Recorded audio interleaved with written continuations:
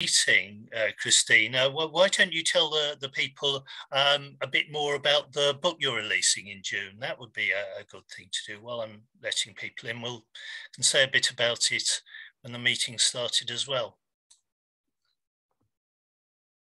Yes, me and Nancy talked about this book like 2 years ago. So it's coming very soon in June. It's called The Year Time Stopped.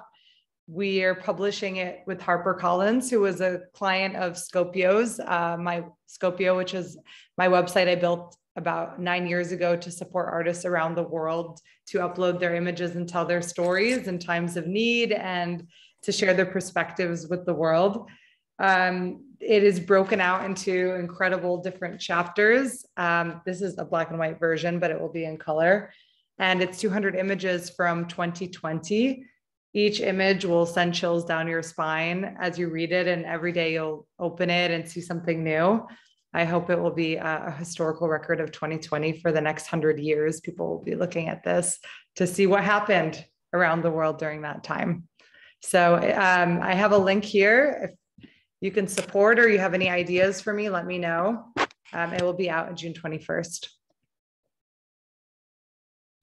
How did you get the contributing photographers for this? So we have more than 14,000 artists on Scopio that contribute their images.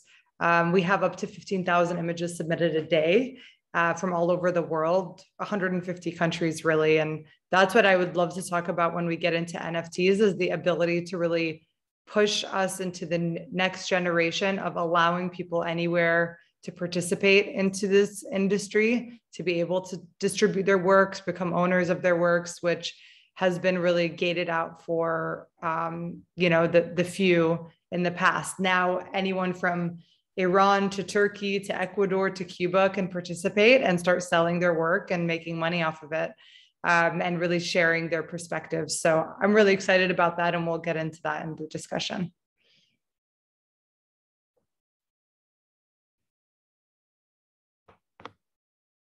Okay, good, excellent. There's still people just joining in, so I'm just going to let them turn up a bit.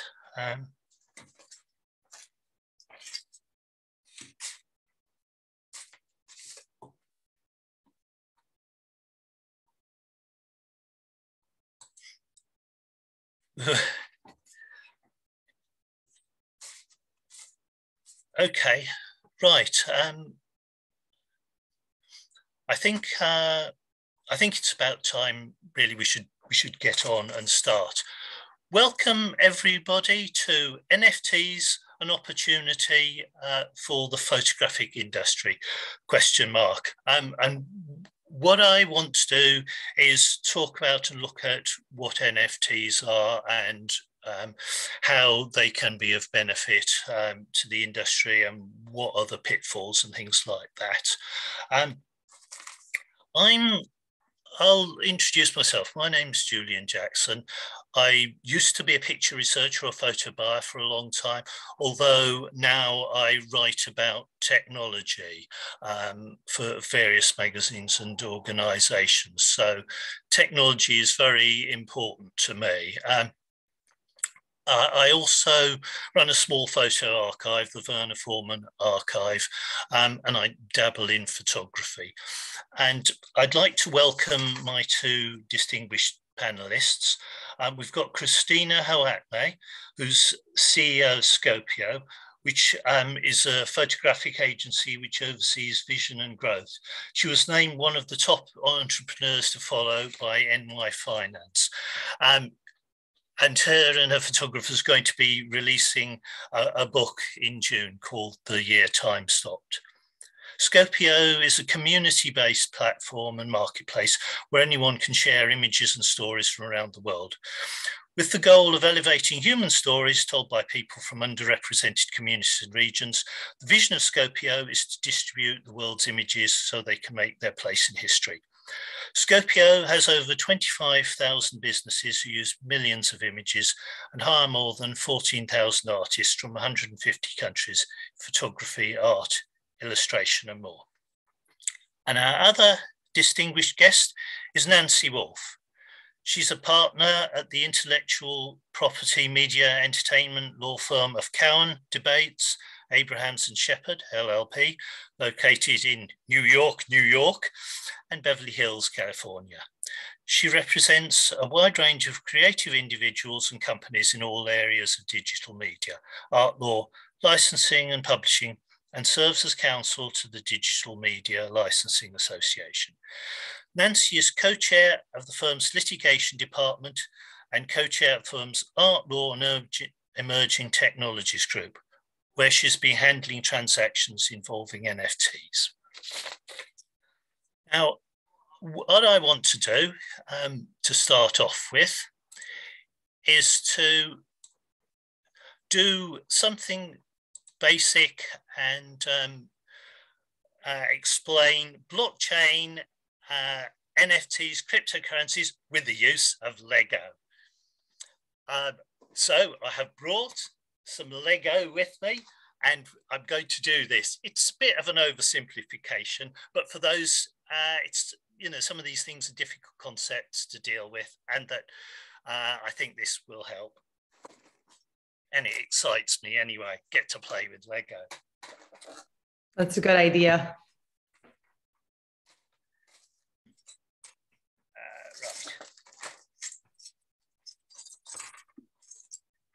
Right, here we go. Hope you can see this okay. Now, the blockchain is the underlying disruptive technology behind Bitcoin and all cryptocurrencies, okay? And so how the blockchain works is that blocks are joined together. There. So here you have a block and then another block on the blockchain joins up to it sequentially. And then you get other blocks. So that's the blockchain along here. And the blockchain is actually made up of individual transactions. Now, all these blocks are validated by a decentralized web of computers, and each computer is a node and it has a copy of the blockchain on it, okay? So that means that it can't be falsified, and that all these blocks have been validated by thousands or millions of computers. But each block on the blockchain is made up of individual transactions. Now, with these Lego blocks, we're going to have 4 transactions, okay? But in reality, of course, there's thousands of them. So as the blockchain is built up, it's built up of individual transactions. Okay. Right, so you can see we've got 4 individual transactions. And what happens is that there are people who are mining blockchain, mining Bitcoin or cryptocurrencies. Now, the mining is actually solving complex equations with their computers. It's just called mining. The idea is that you had to do something that involves a proof of work.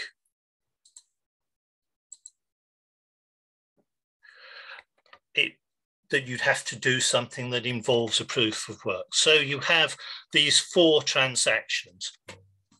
And when a miner's mining completes the equation, solves the equation, they get paid in a Bitcoin or a fraction of cryptocurrency. So they get paid by that, and that validates all the previous transactions. It's a payment. And then all the other computers on the nodes will then check that that's correct. So it isn't really possible to falsify that.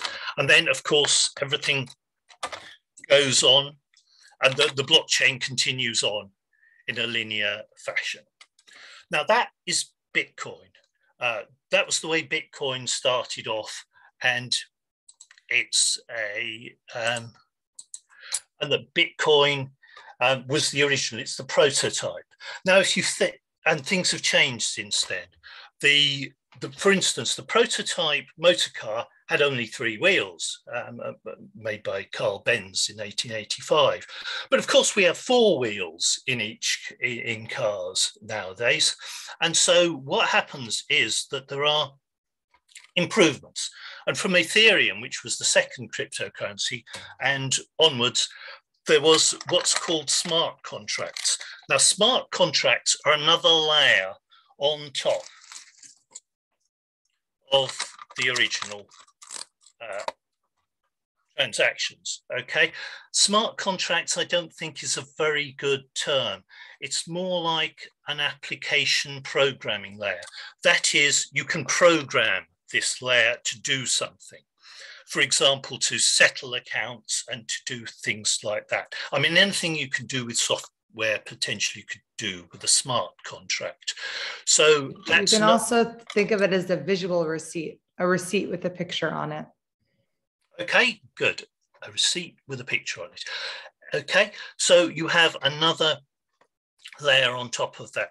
Now, all these Lego bricks, they're fungible. We could replace this 8 brick with 2 of these 4 bricks. So they're completely replaceable, just like money. You know, the dollar or pound in your pocket, it doesn't matter. It's the same as any other dollar or pound in your pocket. So what are NFTs? Now, NFTs are unique assets that are built on the blockchain. They're digital versions of art. They're collectible artworks, they're limited editions. They can also be thought of as proof of ownership, a kind of certificate, and you can resell them. So they, in our little model of cryptocurrencies and the blockchain, here we have some artwork. Some artwork I made myself. It has a certain primitivist je ne sais quoi. Okay, but here is a non-fungible token. It's different from any other one. So this is built on the blockchain. And where are we? Here's another unique one. It's even got a little bit of metadata, and like my initials and my name in. So that, again, we can build that onto the blockchain. So that's added. Now, strictly speaking, that NFTs aren't usually built on a blockchain. It's really an indicator for something, an NFT that's actually held somewhere else. So really, it's more like that. But this, I think, is a visual representation of how cryptocurrencies and NFTs and blockchains work and relate to the blockchain. And these, I hope everybody's seen that okay. And it makes a bit of sense. Right. Okay. Does anybody have any questions?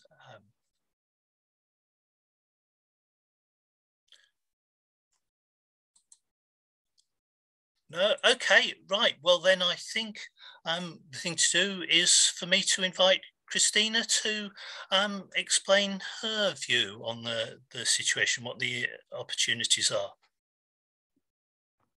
Sure, and I'll go and plug Nancy. She has some really interesting articles and she's been speaking a lot about this. So if you'd like to learn a little bit more about the technical nature, why this is good for your business, and how it actually works in terms of licensing, feel free to look up all of that information afterwards.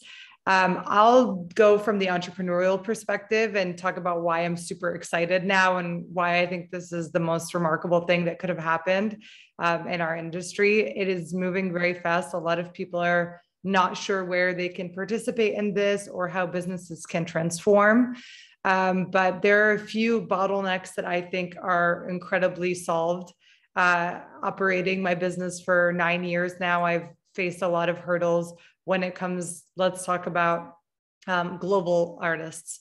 Globally, there are countries like Turkey, like Iran, like Cuba, even other countries in South America, many countries in Africa that don't accept ways in which they can be paid right now. You can try through PayPal, but there are banned countries, and there's incredible creativity all over the world. So without these bank transfers from large organizations in the stock industry, that has really been the barrier for all of these different artists to participate, is the payment method. Can they make money? Can they receive that? Can they transact? Can they become an owner of works? And this is going to allow us to do that, because you can be paid in crypto anywhere. And then you have that record of ownership. So nobody can really take that away from them, not even their governments. So I think that's an incredible advantage that we haven't looked at. A second one I have really faced is, about 2 years ago, I tried to buy a picture for my brother-in-law for Christmas of the Pope visiting. It was this remarkable image that Getty Images had of the Pope visiting the guy that shot him in jail. So this image is in the Getty archives, and I had to use basically all my resources to go and track down that image. Now, people have connections with photography in different ways, whether it is an image like that, whether you're a sports fanatic. There is basically all of our history locked up in a few organizations, and we never get to really have that ownership in it. So now I believe that as we transform, we have this new market of individuals all over the world that want to connect in a sentimental and emotional way, that see imagery and art as a way to do that, but don't need to go and buy a Picasso or something, that is going to cost them thousands and thousands of dollars. So in this way, you could collect a nice Michael Jordan photo, you could share that, and you can become an owner and really a part of that community. I think, or maybe that's not the best example with Michael Jordan's IP rights, and Nancy can get into that. But in theory, there are these basically locked up history that we can now unlock. And I think that is remarkable. Another thing is that we actually have hit the most creative generation in history. Julian was asking me why that is. I'm not sure, but I really have a nice theory that the Renaissance came about due to the plague that had happened right before that. And then people were just sick of it, and they wanted to, the Michelangelos came out and they wanted to see all these incredible art and participate in things that would make them happy. So that's a simplified version, but now we have this generation, which is basically 13 years old, creating this content. The industry and our world is really made for the adult that is distributing and is the artist. So we really have to see how we're going to usher in this 13 plus generation, and then really, again, make them owners and be able to participate, especially as some of these NFT projects are making millions and millions of dollars, and these are minors. So what is the responsibility for us in that case? And those are just a few things I'd like to start with, and look forward to discussing more. Okay, thank you, Christina. Nancy, would you like to take the floor? Sure, and thank you. And thank you for inviting me. It's so nice to share a platform with Christina. So I have the obligation to show all the issues that can come up instead of all the fun. But, and being a baker, I've always explained the layers of the blockchain with the NFT as a layer cake with the cherry on top. But now I see that the Legos have some advantage. But NFTs have really caught everyone's attention. And of course it was, when people sold 5,000 basically stock images put together for $69 million, everyone's, eyes lit up and they're like, I want in on this too. And I think people sort of forget that sometimes the rules you understood about copyright and contracts of law still come into play with NFTs. It's just, they're not sure how, because it seems like a whole new frontier. And of course, technology is always leap years ahead of law. But if we could sort of start with the basic premises, really are not all that different. So first of all, you have to look at what is the NFT and who created it. Is it one owner? Has someone taken a photograph and added some Adobe layers on top and think that they own it because they added some layers. Actually, Nancy, in fact, this is a derivative work, isn't it? I painted on Lego. So actually, are you going to ask Lego to sue me now? Well, it is only a triangle. And so maybe that Lego is not really a sculpture. I don't know. It could be. But anyway, yeah. So you have to look at the work itself and do you own it?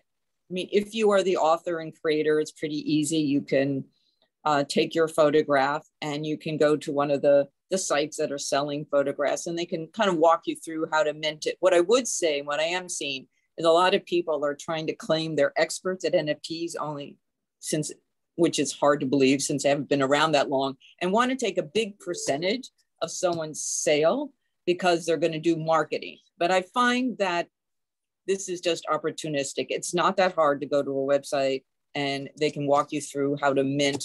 And, that's a whole process and make a wallet, but that's what you need to do. But often a lot of the interesting NFTs are ones that have some kind of interaction or built digital. So many people are now sort of working with some digital houses to make static photographs less static. And then you have to determine, well, you're creating derivative work, who's going to own that? And if you're working with a production house, you want to make sure that you have a contract that, if you want to own the end derivative, that's in writing.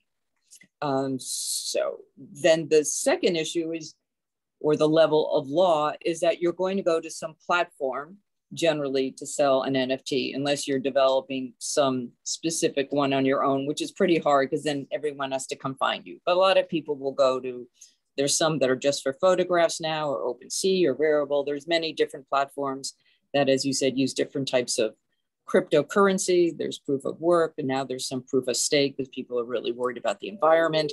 You have to look at the terms and conditions on the platform and what they can do with your work that you put up. Some will want to use it for their own marketing, and there'll be terms and conditions about, what happens if someone's work up there is infringing. Can you have them take it down? Once something's on a blockchain, it's there forever. I don't know how that's ever going to work with a notice and takedown unless you just send the NFT somewhere to die where it never can be seen again.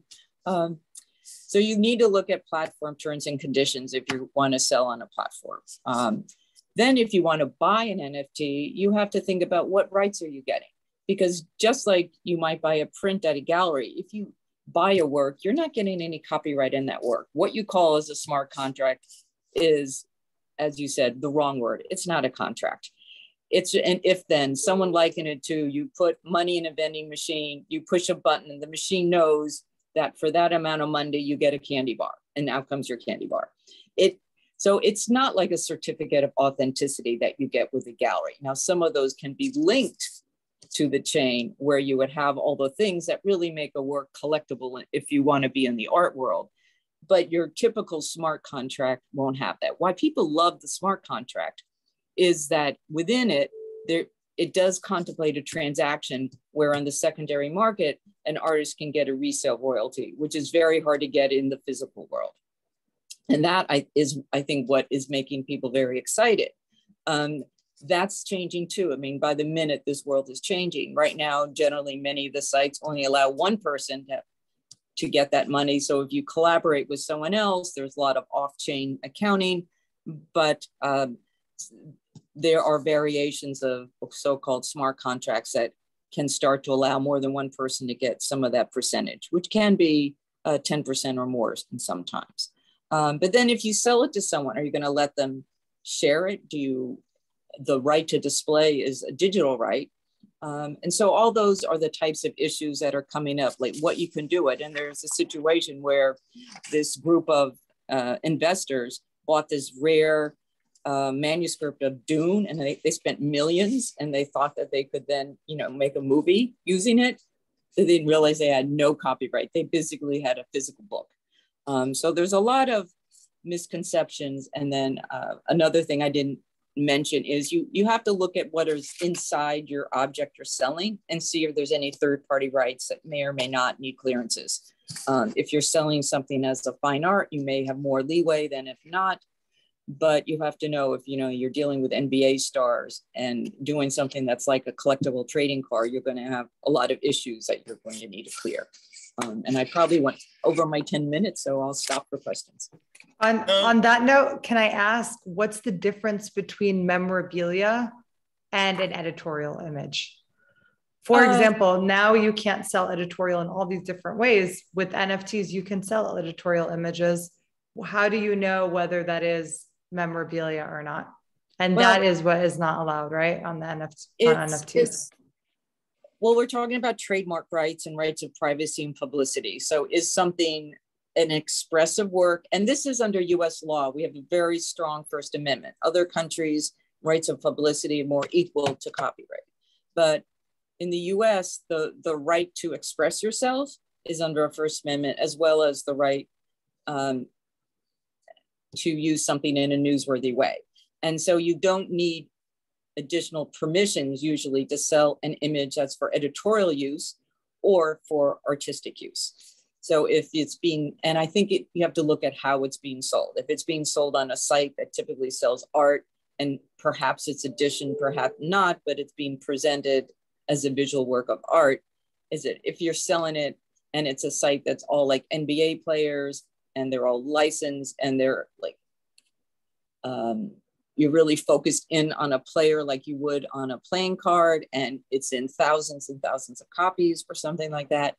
All these same issues exist, whether something's a poster or a limited edition print. There's always that gray area. You have the same gray area here. But in the area of sports, it's very, NFTs have become very popular, and the leagues have become, more aggressive about enforcing their rights. Yes, that's very interesting, Nancy. That as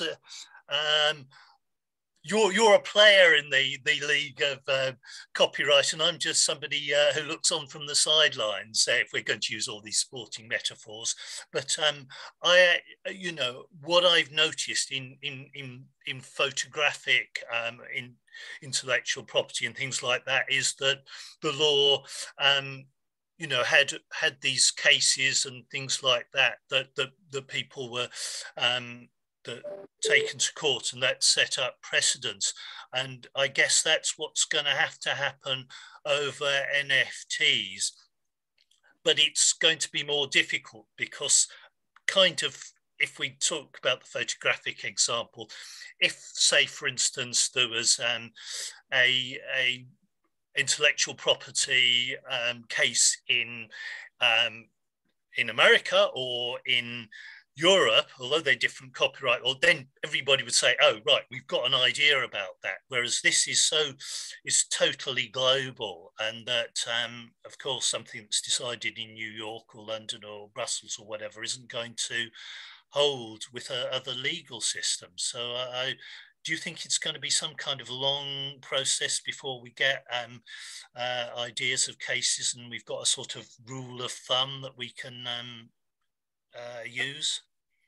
The issue of digital works existing globally has existed now, the same problems, and copyright is very territorial. You have US copyright law, and then you could have the law of the UK and law of France, and then and we act within treaties where we say, we'll protect your work, you protect ours, because there's never been sort of a world copyright. And it'll take a little while for cases with NFTs to come along, but I think you still would look at some of the similar legal principles that you would have in physical space with the digital space. You just might have a lot of difficulty finding some of the parties you may need, because you can buy NFTs without someone really know. You might know who has a wallet, but you may not know the identity of the owner of that wallet. So there could be some. And you can have multiple wallets. So if you wanted to hide your transaction from others, you could have another wallet. Yeah. So just knowing the identity of someone, which could happen today too, might not know who uploaded someone else's photo. I know that there's some sites, and I know that OpenC has had a lot of problems because there's these bots that have been going to other art sites. I think in particular things like DeviantArt, and they've just been swiping art and minting them up at OpenC. And it's just become, I guess a swamp of infringing works. So these are the kind of problems with everyone rushing in and being so excited about NFTs, thinking, well, if I see it online, I must be able to use it. I mean, I have professional photographer clients that have been in the fine art world for years that all of a sudden say, well, can't I just make an NFT out of someone else's work? Isn't it transformative just to make it an NFT? And no, because the NFT is just a way of selling something and recording the digital object as one rare object. And the object itself is not on the blockchain, but as you said, it's pointed to, it's stored in another server. So it's still a digital work of art. It's still a photograph, and it still would have IP rights that belong to somebody. Good, thank you. I've got a quick question for you, Christina. We were discussing before the meeting started. I mean, basically, the second largest blockchain is the Ethereum blockchain, and a lot of NFTs are minted on the Ethereum blockchain. But you at Scopio, you've chosen to go on another of the altcoin blockchains called Solana, and I wonder if you could explain why you did that.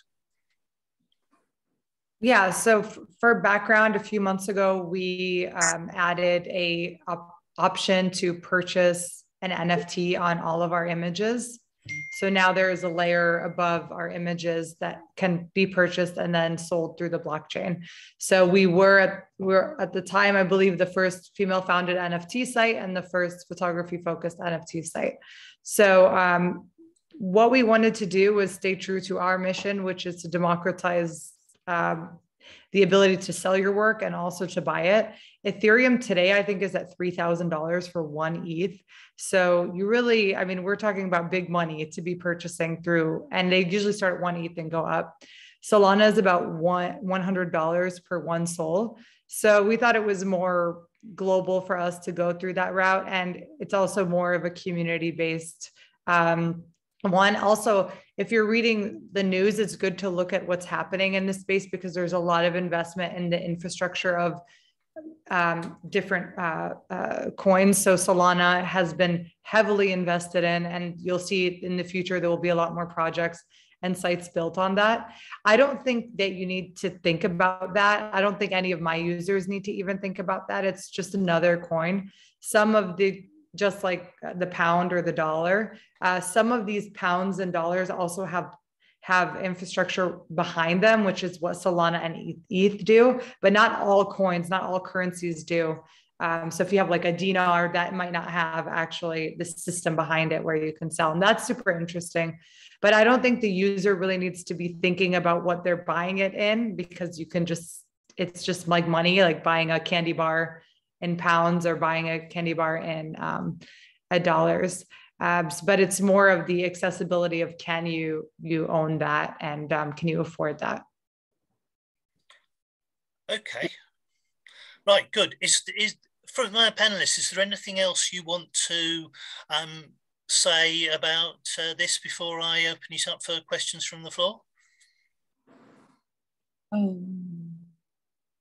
A question for Christina. So I know there's some artists who have been, concerned about the environment and have been looking more at proof of stake instead of proof of work. Do you see a lot more options in that area where it has less environmental impact?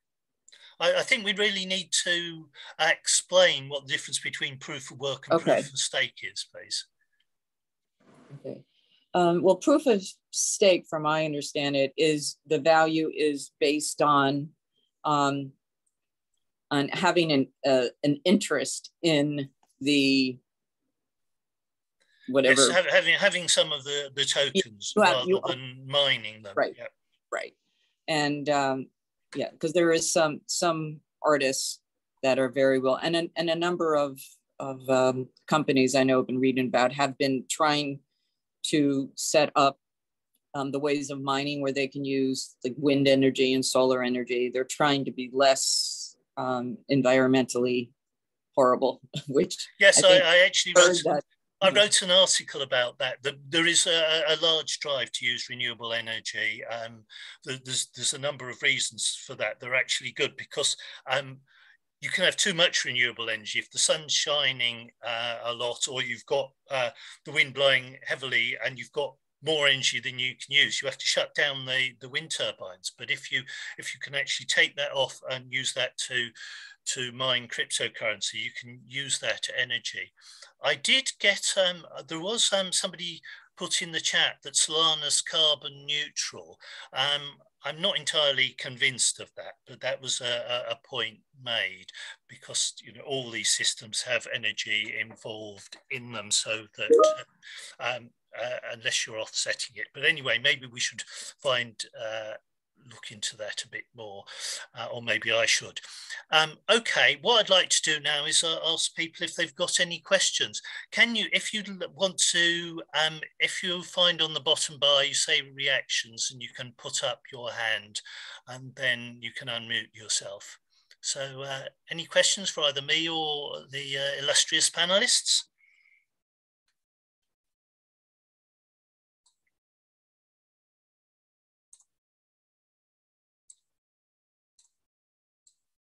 Oh, here we are. Jenny Quiggin, can you unmute yourself? Yes, hello. I'm way behind on this, so I'm really know very, very little about NFTs at all.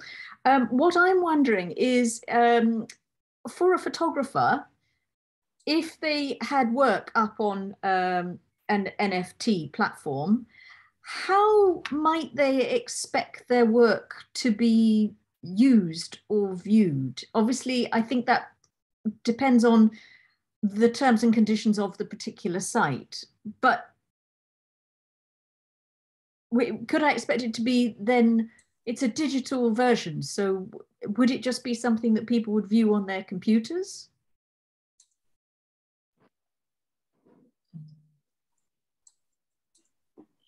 Yeah, you'd have to look at the terms and conditions on the site to see what would be allowed, because typically you could only, that display right is actually something that needs to be spelled out, because that is a right of a copyright owner, is the exclusive right of display.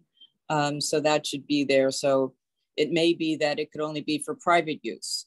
Some sites may allow other types of use, but that's all parts of the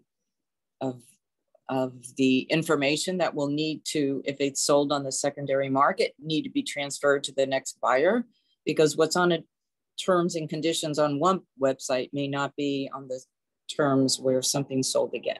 So those are the kind of things that the smart contract is sort of missing. And I think it's helpful if there are additional terms that can be linked to, that can travel with the NFT, whether it's in the metadata or somewhere. So whoever owns it knows what they can do with it. And I don't know, maybe Christina can tell us what someone gets when they buy an NFT from her site.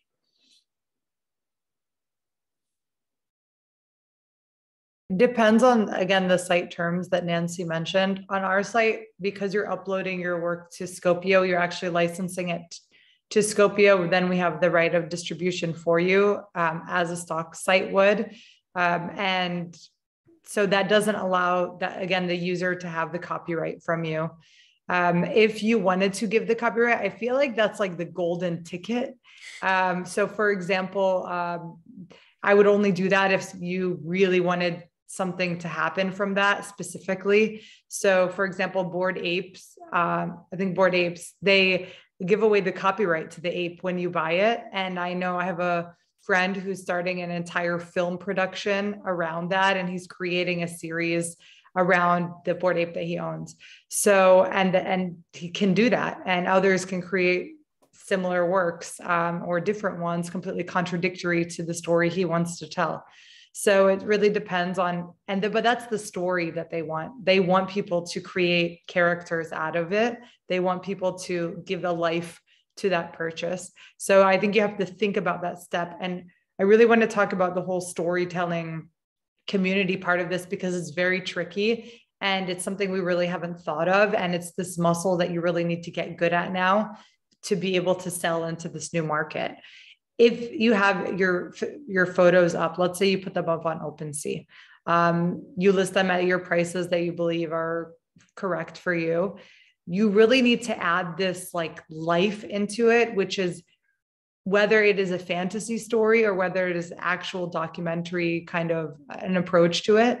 People are going to really buy that story. They're going to buy that information around the image. The image is almost like backing up that concept that you want to sell. So for example, we have a Ukraine collection up. People are able to purchase those Ukraine images to support a nonprofit that we're donating to through the purchases of these images.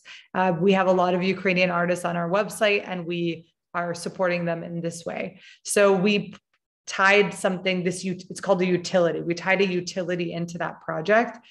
Scopio did that. In other sites, you need to do that yourself.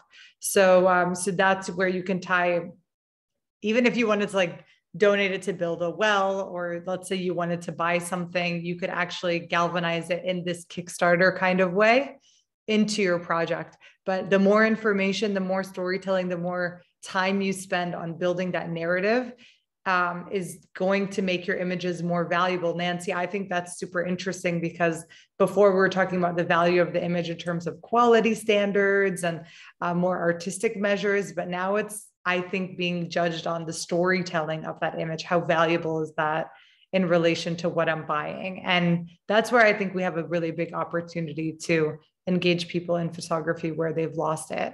Like I have this incredible collector's item here. I know barely anything about it. And it's from the Irish Civil War. And I would love to know more. So those are the kinds of examples that. Yeah, I would agree. I think the NFTs that are the most successful are where your buyer and the owner of the object have an experience together, or there's some kind of engagement, or they learn something and they feel like they're part of some experience.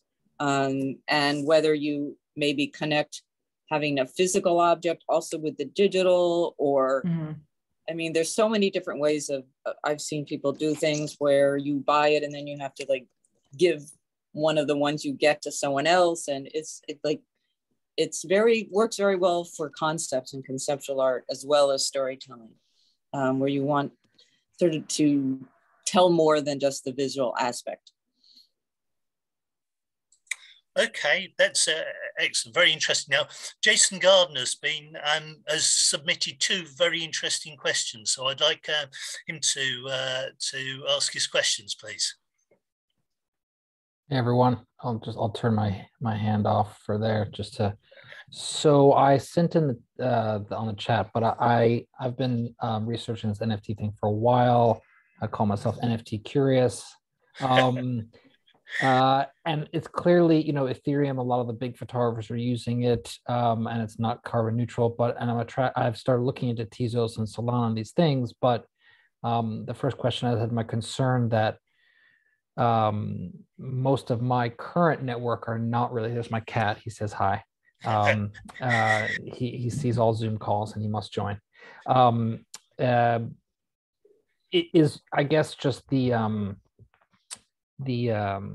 fact that a lot of people, there may be some friction in basically having people not understand, oh, I have to get this kind of coin now, or this wallet, versus they've heard of Ethereum and Bitcoin.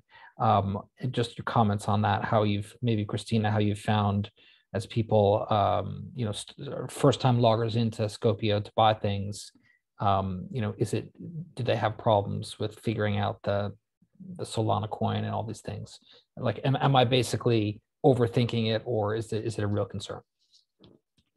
I'd like to actually ask Nancy, we have photographers on Scopio's site that would like to list the same image on the Ethereum network and the Solana network.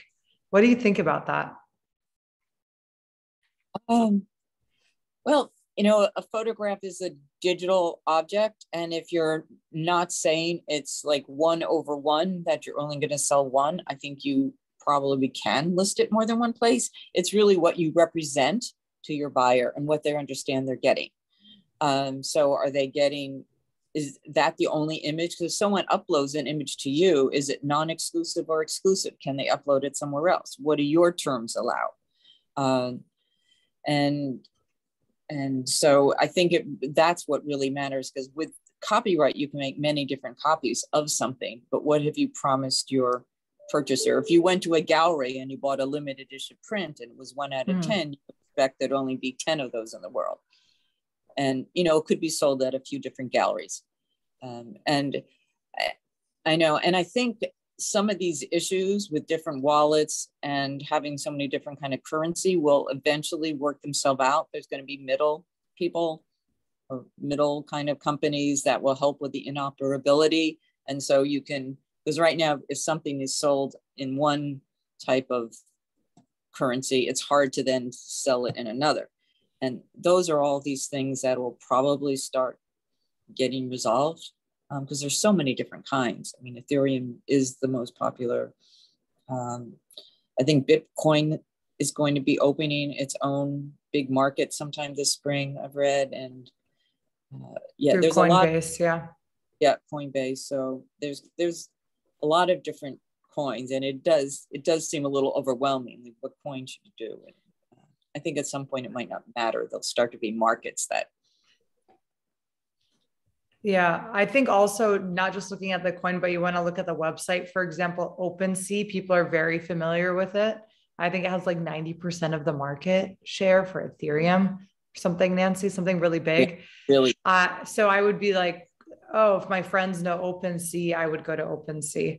And I want to talk about that purchase. So basically, if I was doing my own project, I would spend 90% of my effort figuring out who I'm going to get as my buyers, because what I'm seeing is that it's really their friends.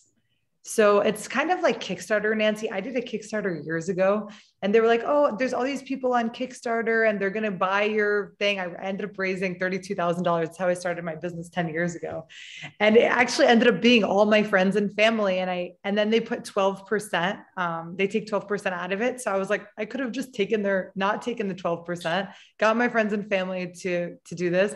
And I didn't expect that I would be asking money from them. And I didn't want to do that. So I kind of got caught into this thing. And I see that similar to how these projects are going, where they think, oh, there's all these random buyers out there. Once you get popular enough, yes, there will be. But it is your community. It's the people that follow you on social media. It's the people that think that you're awesome. And those are the people that will buy. So the popularity translates into these projects. Sometimes you might get lucky, but a lot of people are spending 90% of their effort on Discord and Twitter trying to make friends that think what they do is interesting and that will support them and that have that amount of money to spend to support them and to get that, whatever it is in exchange, which is why a lot of projects are attaching a utility to it. Maybe you give them a one-on-one coaching, like you can teach them for a 30-minute Zoom session on photography, or let's say they get exclusive invites to any gallery openings you're going to be doing for the next 2 years.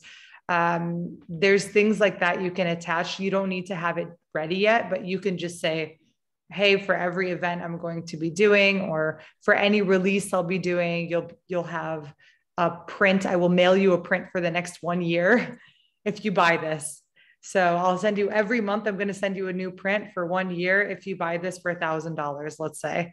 So you really have, people are like not really sure about NFTs. So if you can attach some real world utility to it, I think you can become more successful until they get the point of what is an NFT, what is the real value of it, and use Discord and Twitter as much as you can to start building that artificial community, or use your current community if you have it already. That absolutely sounds like traditional marketing, you know. Yes. Heard about all sorts of artistic productions. It's kind of like the 80-20 rule. There's 20% is creativity, and 80% of it is the marketing. And of course, in traditional marketing for courses and coaching and things like that is, you know, you for example buy a book and then you get you pay extra to get the, you know, the one-to-one coaching or something like that. These sorts of are completely traditional, and it doesn't surprise me at all that you have to carry them, unless you're a big name, that you have to carry them over into your creative productions in NFTs. It seems to me that if we be going to be terribly reductive, and you're all going to hate me, but it's another new medium. You know, you remember when CDs of photos came out. So, you know, I think perhaps, unless you're a remarkable storyteller and the story is so powerful, like Ukraine, it's so important right now. People want to support it. There's nothing else you need to do. So it just depends on, is that good enough by itself? If it's not, supplement it with other things. Do you have, Christina, to my second question, any guidance or a couple links that you could send along to us to kind of, because Twitter and Discord, more Discord, are a little bit intimidating for me, being a relatively new user there. How do we, like, some of it's like finding where the people hang out? How do we engage with them? Are there things that exist that we can have a look at that might be good for, you know, call it 101 and 102? Yeah, maybe Nancy has a few suggestions too, but I like looking at the really popular projects and kind of backtracking from there. So Justin Aversano, I think, has sold 12 million on his photos, and Drifter Shoots 40 million. Justin Aversano did a series called Twins, I think, and it's like X amount of photos about different twins in each. And so basically a lot of twins like bought these pictures, and he ended up selling $12 million worth.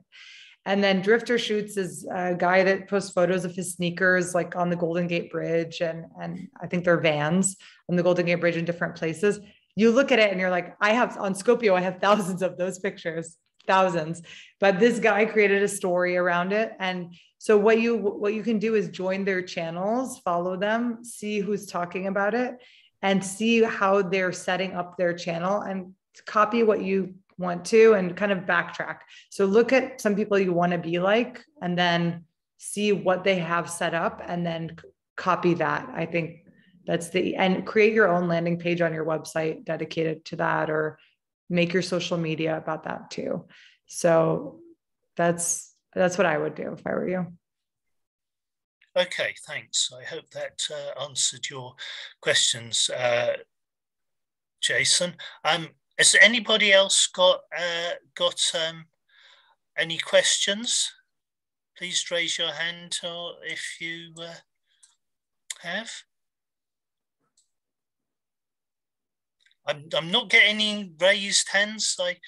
I think we've kind of not got any more questions to come. So I think we ought to draw this gradually to a close. But before we do, Christina, just do another quick plug for your book.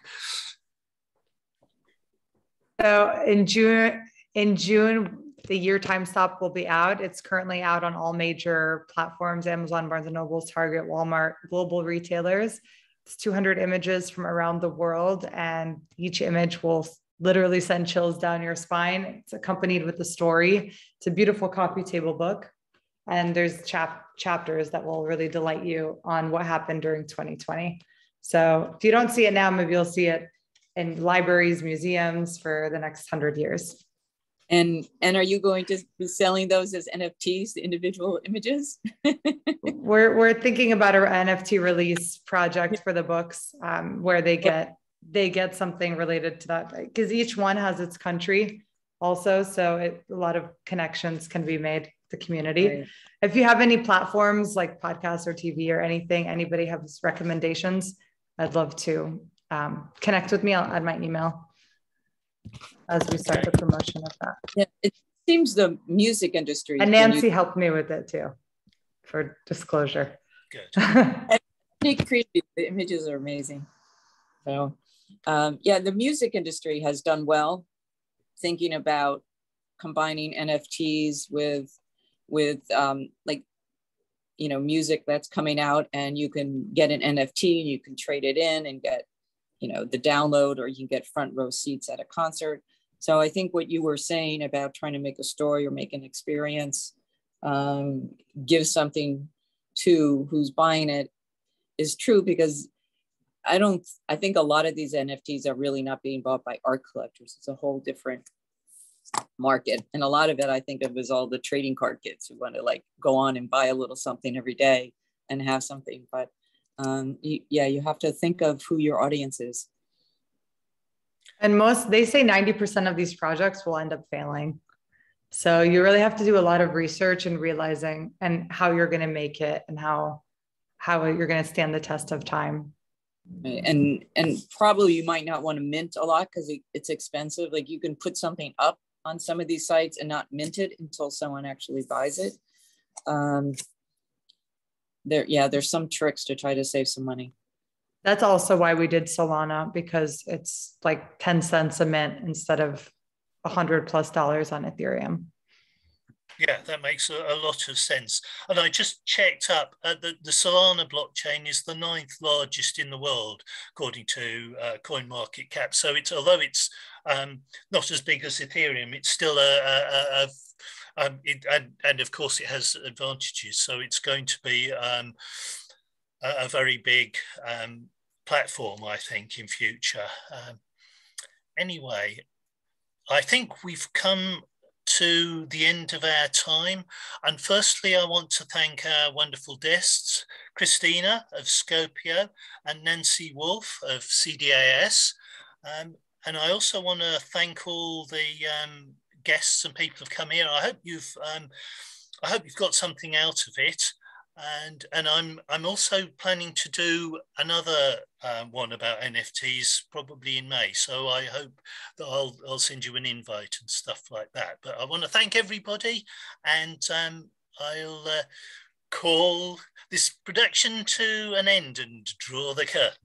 Okay, thank you, everybody. Thank you. Thanks, Christina and Nancy. Cheers. Bye. All right. Nice seeing you. Bye-bye. Thank you. Thank you. Thank you. Bye.